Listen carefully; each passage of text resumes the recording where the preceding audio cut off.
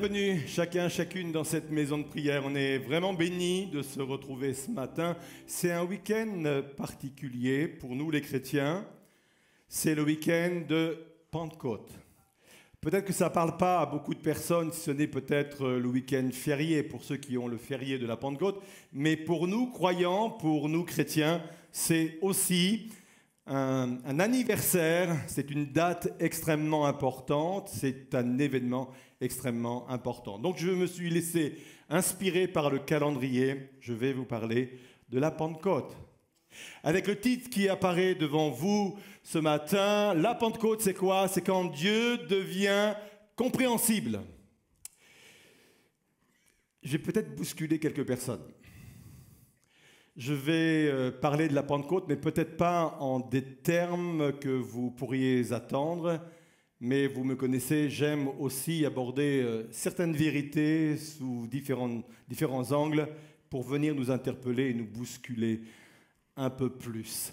Je pense que vous aimez qu'on vous bouscule parce que plus je vous bouscule, plus vous êtes nombreux. Donc, bienvenue dans cette séance où on va bousculer un peu les choses. On va quand même commencer par un texte de base connu dans Acte 2, chapitre, donc Acte 2, verset 1 au verset 6. Il est dit ceci: quand le jour de la Pentecôte arriva, les croyants étaient réunis tous ensemble au même endroit. Tout à coup, un bruit vint du ciel, comme si un vent violent se mettait à souffler, et il remplit toute la maison où ils étaient assis. Ils virent alors apparaître des langues pareilles à des flammes de feu. Elles se séparèrent et elles se posèrent une à une sur chacun d'eux. Ils furent tous remplis du Saint-Esprit et se mirent à parler en d'autres langues, selon ce que l'Esprit leur donnait d'expérimenter. À Jérusalem vivaient des Juifs pieux, venus de tout les pays du monde. Quand ce bruit se fit entendre, ils s'assemblèrent en foule. Et j'ai fait souligner cette partie-là parce que c'est la partie sur laquelle nous allons nous arrêter. Ils étaient tous profondément surpris. Pour quelle raison? Car chacun d'eux entendait les croyants parler dans sa propre langue. Les versets qui suivent, je ne les ai pas mis devant vous. Il est question d'énumérer tous les pays qui étaient là à Jérusalem pour ce week-end. Il faut savoir qu'il y avait une diaspora juive assez importante, répandue dans beaucoup de pays. Il y a des noms un peu barbares qui suivent parce que c'est des noms anciens. Moi, j'ai voulu les contextualiser et je vais vous donner les noms modernes. Il y avait des gens qui venaient d'Iran, d'Irak, de Syrie, du Koweït, de Turquie, d'Égypte, de Libye, d'Italie, des îles grecques et de Crète, de l'Arabie saoudite et de Jordanie. Bref, le jour de la Pentecôte, on entendait parler à Jérusalem une multitude de langues.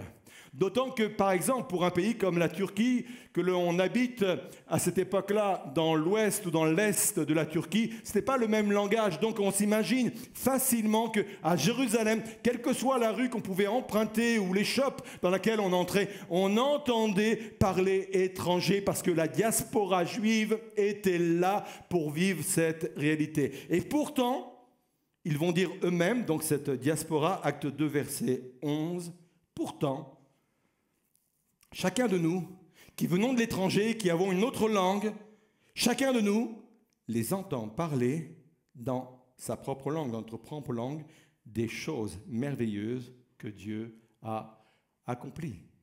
Et je pense que vous comprenez un peu mieux mon titre de ce matin. La Pentecôte, c'est quand Dieu devient compréhensible. C'est vrai que l'événement de la Pentecôte est vraiment un événement important pour nous croyants, parce qu'il marque la création de l'Église. La naissance de l'Église. L'Église est née dans ce que l'on appelle une chambre haute. C'était une pièce en hauteur. Et dans cette pièce en hauteur, il y avait 120 croyants qui étaient là environ. Et ces 120 croyants dans cette pièce-là ont reçu tous le Saint-Esprit qui est venu les retrouver et les envahir intérieurement. Et l'Église a pris naissance là. Et tout de suite après, dans la même journée, quand le Saint-Esprit a été répandu sur ces 120, l'Église a augmenté d'une façon incroyable parce que ce jour-là, 3000 personnes se sont ajoutées à l'Église naissante. Et j'aurais pu effectivement développer sur ce sujet ce matin et même vous inviter, et je veux le faire, à vivre vraiment l'expérience de Pentecôte, que ce soit, peu importe là où vous en êtes théologiquement, aller vers la parole de Dieu et rechercher à être rempli du Saint-Esprit, parce qu'on croit en Dieu le Père, Dieu le Fils et Dieu le Saint-Esprit, et on a besoin vraiment de ce Saint-Esprit dans nos vies. D'ailleurs, Jésus l'avait dit, ou Dieu l'avait dit, cette Église-là, si nous voulons qu'elle prenne naissance, il faut recevoir une puissance qui vient d'ailleurs. Et cette puissance qui vient d'ailleurs, c'était celle du Saint-Esprit. Je souhaiterais ce matin m'appuyer sur un aspect précis donc.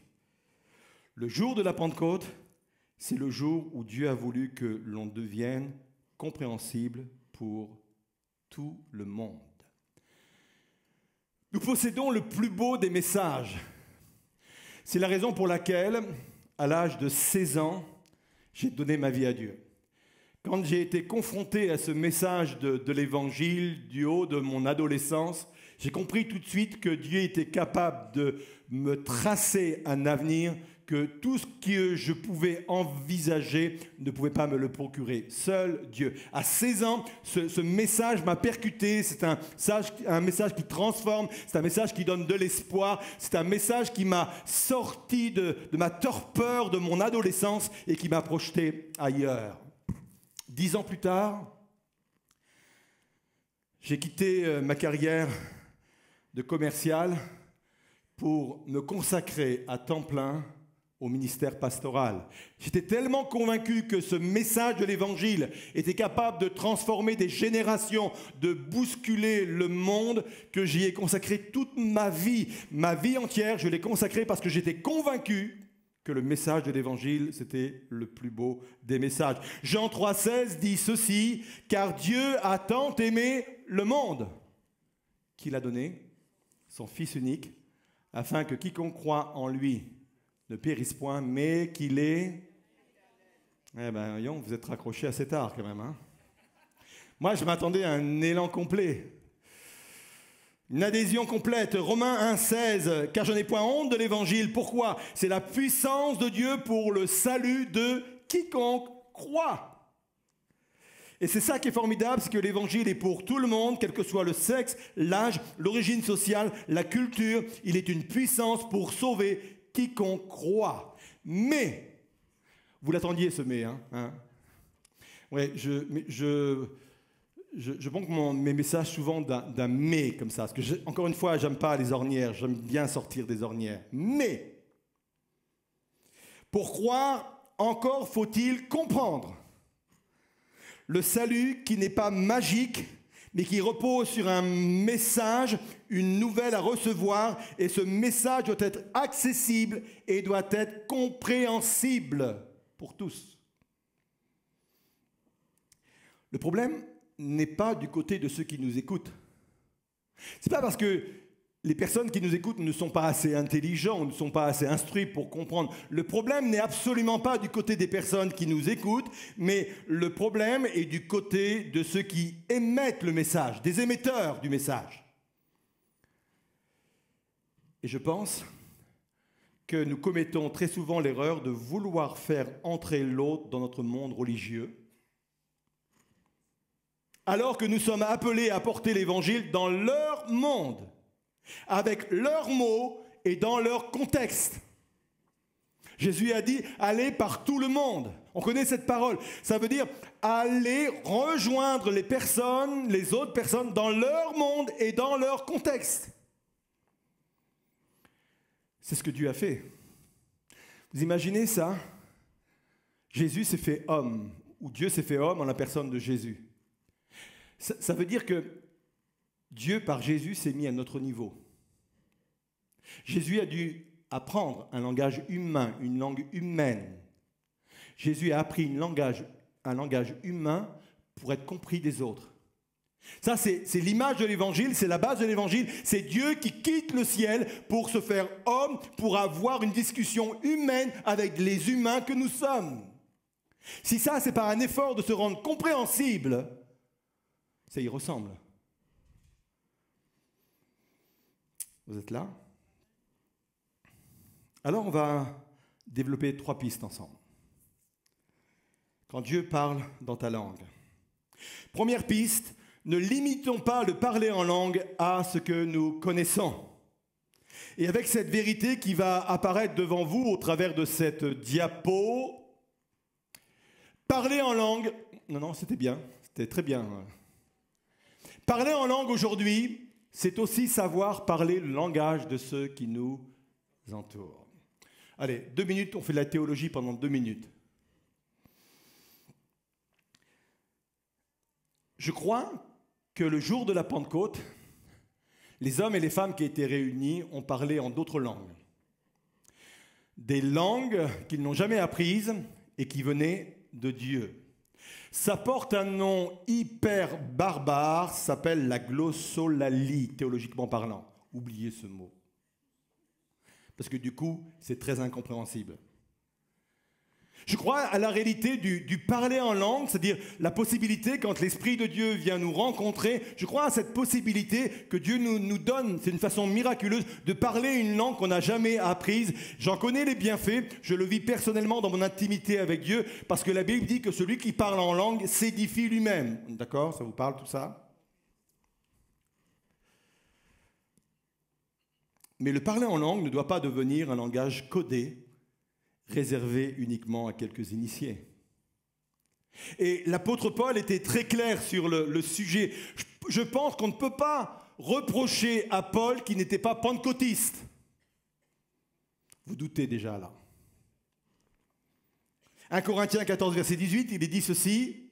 « Je remercie Dieu de ce que je parle en langue inconnue plus que vous tous. Cependant, lors des réunions de l'Église, lors des réunions publiques, je préfère dire seulement 5 paroles compréhensibles pour instruire aussi les autres plutôt que 10 000 mots dans une langue inconnue. Bref, je crois au parler en langue, mais si je veux devenir compréhensible, je garde ce parler en langue dans mon intimité avec Dieu parce que c'est pour cela que Dieu me l'a donné. » Je commence à bousculer. Bien sûr, il y a le don des langues, c'est-à-dire que Dieu peut demander à quelqu'un de donner un message au travers d'une langue, et la Bible dit surtout il faut que ce soit interprété, sinon ça ne sert à rien. Cette pratique-là, nous en tant qu'Église, parce qu'on aime bien que les choses aussi soient cadrées, on le laisse dans les groupes de maison et dans nos soirées de prière. Et je pense qu'il est important pour nous de sortir de cette conception unique de notre connaissance de ce que pourrait être le parler en langue. Limiter le don des langues à cela, c'est limiter ce qui s'est produit le jour de la Pentecôte. Et je voudrais vraiment appuyer là-dessus ce matin. Le jour de la Pentecôte, oui, des personnes ont eu la capacité de parler d'autres langues, des langues inconnues, mais le jour de la Pentecôte, Dieu a donné une puissance également pour que nous puissions avoir un langage adapté aux personnes, selon les origines, selon le contexte, selon la culture.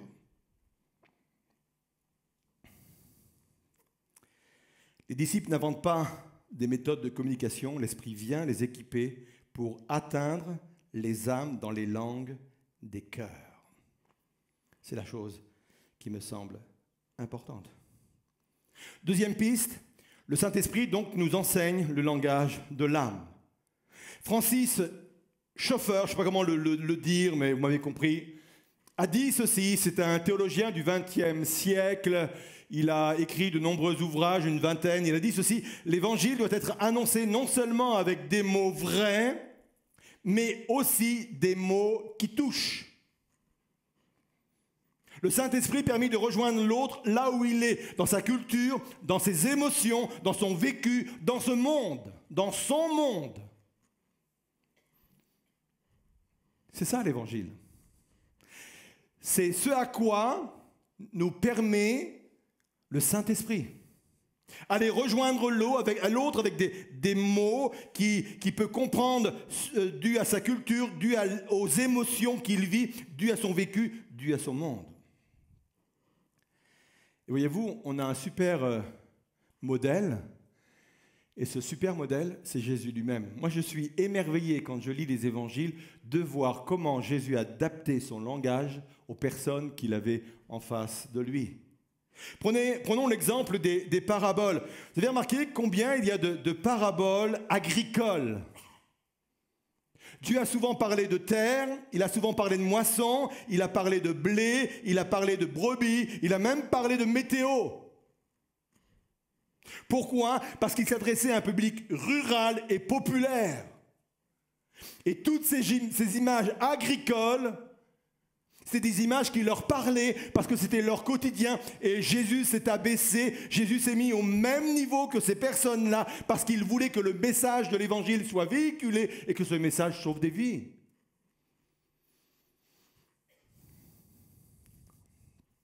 Je suis émerveillé également, et je pourrais prendre d'autres exemples, comment il s'est adressé à la femme samaritaine.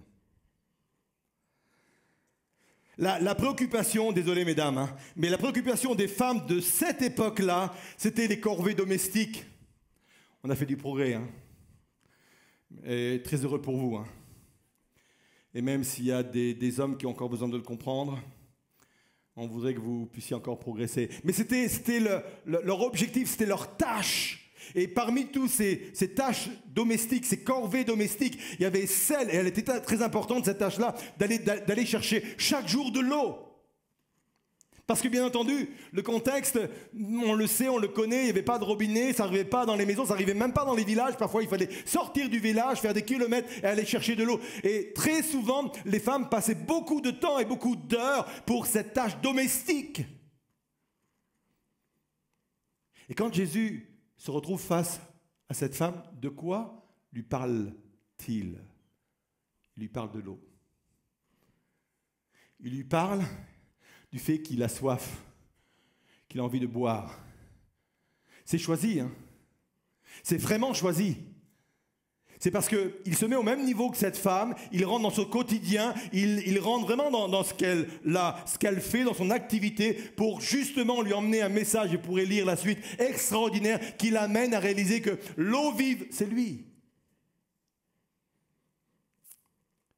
Et pour cela, il a fallu que Jésus sorte de sa zone de confort, parce qu'à cette époque-là, ce n'était même pas concevable qu'un juif parle à une samaritaine ou à un samaritain. Et parfois, pour aller rejoindre l'autre dans son contexte, il faut sortir de ses préjugés. Il faut sortir de son confort, parce que ça nous engage à aller parler à l'autre dans son contexte, avec ses mots, avec sa compréhension. C'est nécessaire. Nous sommes appelés à cela. Je crois que ce qui me surprend le plus, sans doute, c'est quand Jésus va utiliser le langage des signes. On le fait régulièrement. Ce jour, il n'y a pas de traduction, on ne signe pas la prédication parce qu'il n'y a pas de malentendant ce matin, mais généralement, tous les dimanches, et d'ailleurs, dimanche prochain, il y a un service de baptême, et parmi le service de baptême, il y a une malentendante qui s'engage pour le Seigneur. Parce qu'au travers de ce langage des signes, elle a eu accès au message de l'Évangile. Et Jésus a fait la même chose. Regardez, c'est fabuleux. Peut-être que vous êtes passé plusieurs fois sur ce passage sans vraiment remarquer cela. Marc 7, verset 31.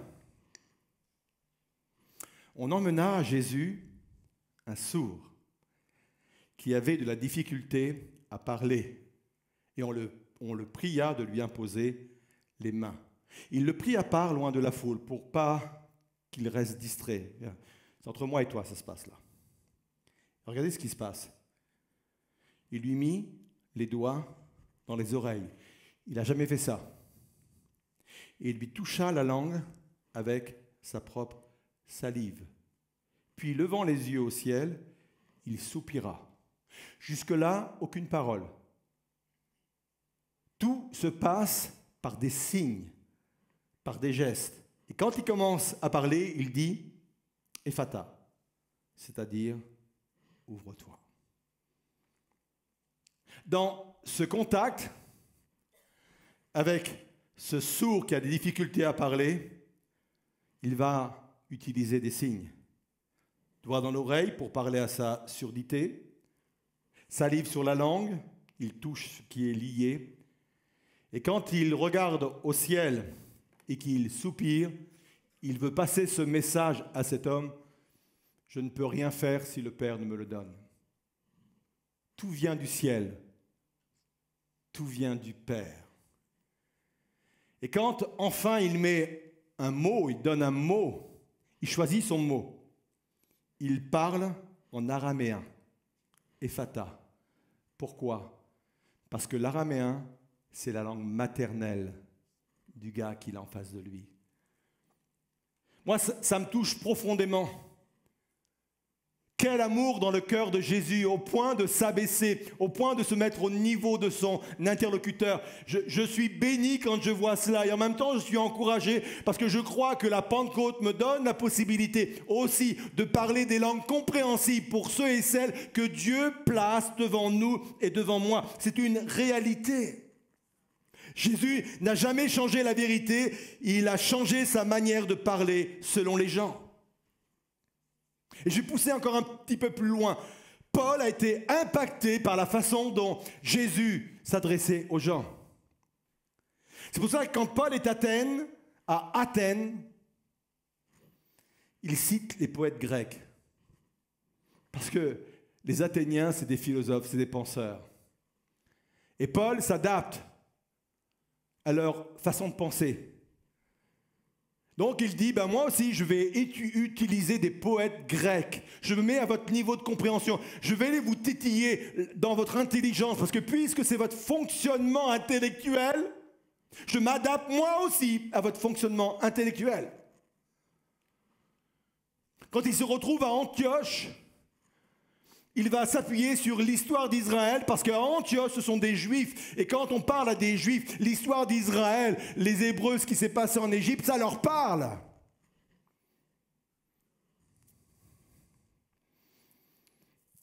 Billy Graham a dit ceci: ce n'est pas l'évangile qui change, c'est la langue que l'on utilise pour le dire. Encore une fois, la Pentecôte va jusque-là. Le Saint-Esprit en nous va jusque-là. Il nous donne la possibilité de parler ces nouvelles langues.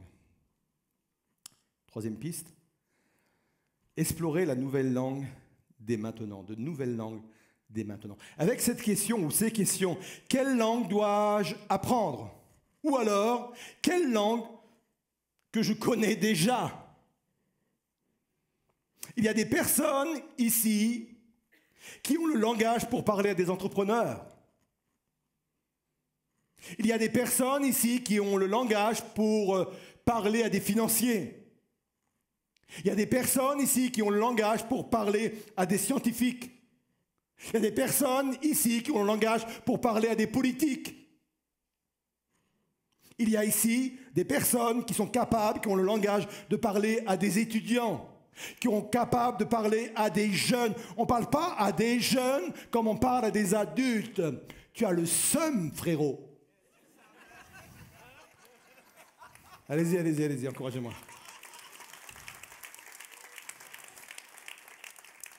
J'ai un bon professeur, c'est Maël, merci de l'encourager. Il m'a dit comment je devais parler aux jeunes.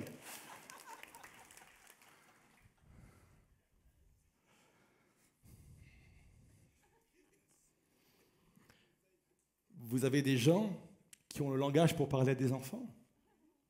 Vous avez des gens qui ont le langage pour parler à des musulmans. On ne s'adresse pas à un musulman comme on s'adresse à n'importe qui. Nous ne sommes pas en train de faire du marketing. On comprend que par le Saint-Esprit, Dieu nous donne la possibilité de rentrer dans le monde de l'autre. Avec ses mots, sa compréhension. Est-ce que nous sommes prêts à faire l'effort de sortir de notre confort pour aller rejoindre l'autre avec un langage qu'il peut comprendre? Il y a des gens aujourd'hui dans ce lieu qui ont le langage des geeks. Expliquez à votre voisin ce que c'est qu'un geek. Ethan, là, qui est notre guitariste, lui, il a le langage pour parler aux bikers, aux motards. Avec son père, ils ont créé un ministère qui organise des événements pour les motards. Je ne sais pas quel est le langage du motard. Je pense que je vais venir la semaine prochaine avec un blouson en cuir et un aigle derrière. Qu'est-ce que vous en pensez? Pour le look? Chiche. Alain, j'ai reconnu ta voix. Mais c'est sérieux, vous savez. Hein? Certaines personnes ont le langage artistique. Alain, je pense à Isabelle aussi. C'est tellement important. Ça s'appelle la contextualisation. Et cela vient du Saint-Esprit. Personnellement, je suis très sensible à cela. Quand je suis derrière mon bureau pour méditer et réfléchir aux prédications que je dois apporter le dimanche matin ou dans d'autres contextes, ça me poursuit tout le temps. Être compréhensible par tous.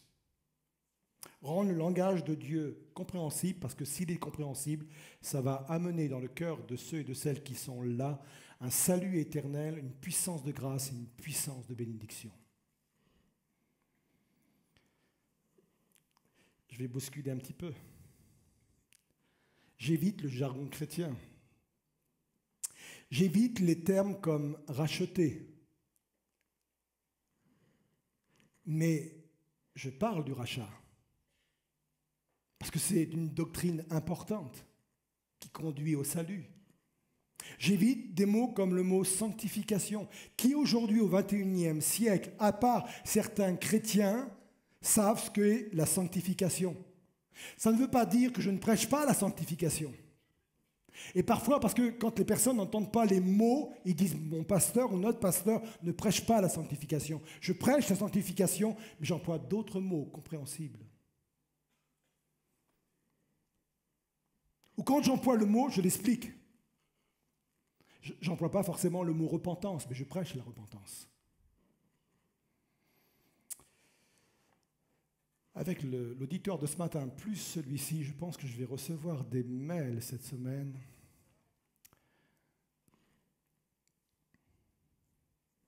Je parle en termes universels. Je parle de culpabilité, ça parle. Je parle de pardon. Je parle d'identité, je parle d'espérance, je parle de solitude, et j'en passe. Et encore une fois, mon seul souci, ce qui me poursuit constamment, c'est Daniel, sois compréhensible.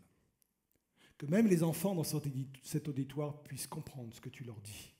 Moi, je pense qu'on peut dire des choses profondes avec des paroles simples. Et c'est la profondeur de ce que l'on dit qui conduit au salut, qui conduit à des vies transformées, à des vies changées. Alors, encore une fois, trouve le langage que tu maîtrises le plus. Trouve-le ou développe-le. Peut-être que Dieu te met à cœur de t'adresser à une certaine population. Trouve le langage, développe-le. Je sais que dans nos milieux, il y a parfois cette idée, mais peu importe, on a le Saint-Esprit, et puis même s'il ne comprend pas les mots, peut-être percutants et touchés. Je crois effectivement qu'à 10%, ça peut être le cas. Mais Dieu ne veut pas faire de nous des feignants. Il veut faire de nous des hommes et des femmes qui savent aussi sortir de leur confort pour aller chercher les autres avec des mots appropriés, avec des expressions appropriées, parce que, encore une fois, c'est le salut qui est en jeu. Je termine avec cela.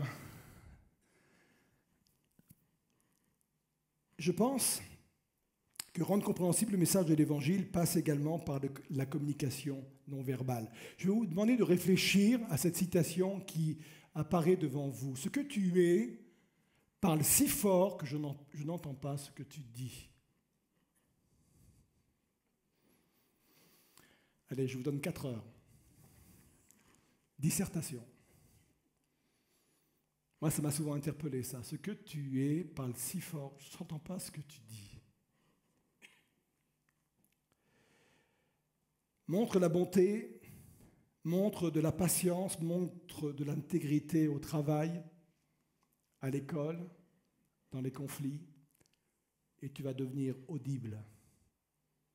Tu vas devenir compréhensible. Il y a cette prière qui monte au fond de mon cœur et je souhaiterais tellement qu'elle vienne nous rejoindre encore ce matin. Seigneur, aide-moi à comprendre les gens autour de moi. Aide-moi à les comprendre. Aide-moi à les comprendre.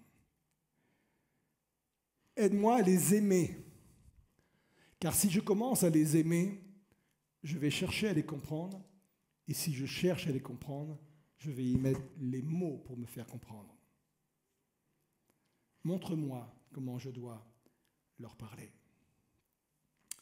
L'évangile est pour tous, oui, mais jamais annoncé n'importe comment.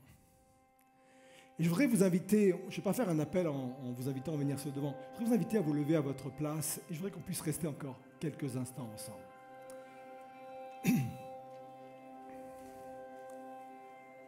Le chant qui va être interprété un instant par le groupe de louanges est un chant qui parle du Saint-Esprit comme ce qui s'est passé le jour de la Pentecôte, un vent qui vient nous rencontrer.